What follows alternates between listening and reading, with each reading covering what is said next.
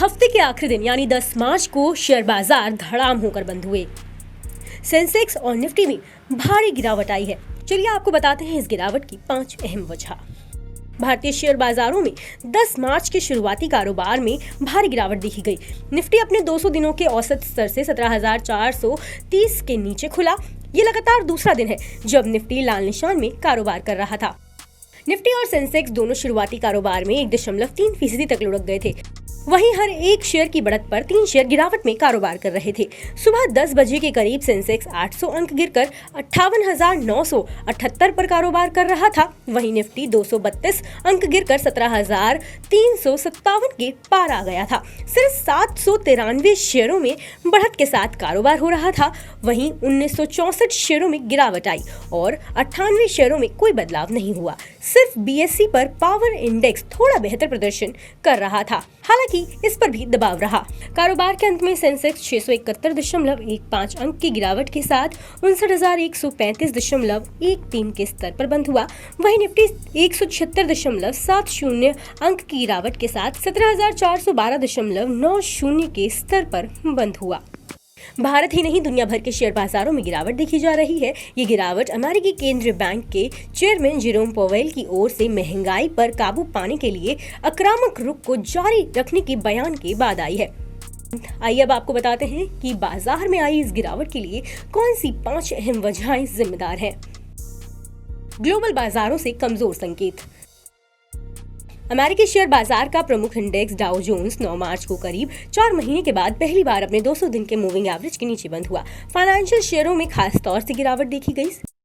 हफ्ते के आखिरी में वॉल स्ट्रीट इंडेक्स कम से कम 3% नीचे कारोबार कर रहा है। अमेरिका से मिले कमजोर संकेतों के बाद एशियाई बाजार भी गिरावट के साथ खुले। निकेई 1.69%, कॉस्पी 1.2% और हैंग सेंग इंडेक्स 2.46% नीचे रहे। बैंकिंग शेयरों में गिरावट।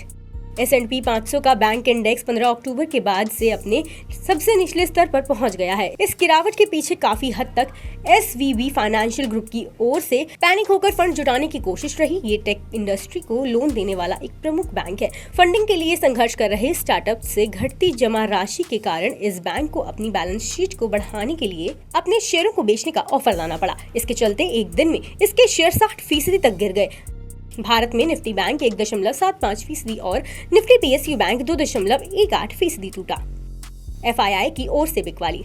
विदेशी निवेशक इस साल अब तक भारतीय शेयर बाजार से करीब 2.52 अरब डॉलर की बिकवाली कर चुके हैं। हालांकि मार्च में वे जरूर अभी तक शुद्ध खरीदार रहे हैं।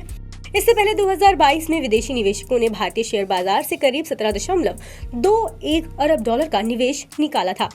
निफ्टी में FIIs की शॉर्ट पोजीशन एक बार फिर से बढ़ने लगी है। इस हफ्ते की शुरुआत में ये आंकड़ा 47% था, जो अब बढ़कर 60% पर पहुंच गया है। महंगाई के आंकड़े। भारत सरकार 13 मार्च को महंगाई के आंकड़े जारी करने वाली है। निवेशक कोई बड़ी पोजीशन लेने से पहले इस आंकड़े का इंतजार करते हुए दिख रहे हैं। फरवरी में देश की खुदरा महंगाई दर में मामूली कमी आने का अनुमान है, जो जनवरी में 3 महीने के उच्च स्तर 6.52% पर रहा था। मनी कंट्रोल की ओर से इकोनॉमिस्ट के बीच कराए गए एक पोल के मुताबिक फरवरी में खुदरा महंगाई दर थोड़ी नरम होकर 7.4% पर रह सकती है। अमेरिका में नौकरी से जुड़ी रिपोर्ट। अमेरिका ट्रेजरी शुक्रवार को देश में नौकरियों से जुड़े आंकड़े जारी करने वाली है, जिस पर बाजार की करीब निगाह होती है। रिपोर्ट के अनुकूल नहीं होने पर अमेरिकी केंद्रीय बैंक 22 मार्च को ब्याज दरों में 0.50% की बढ़ोतरी का फैसला कर सकता है।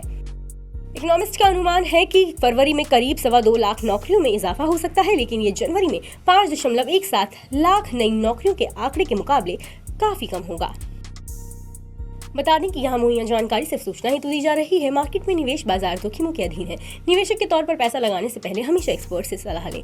मनी कंट्रोल की तरफ से किसी को भी पैसा लगाने की यहाँ कभी भी सलाह नहीं दी जाती है।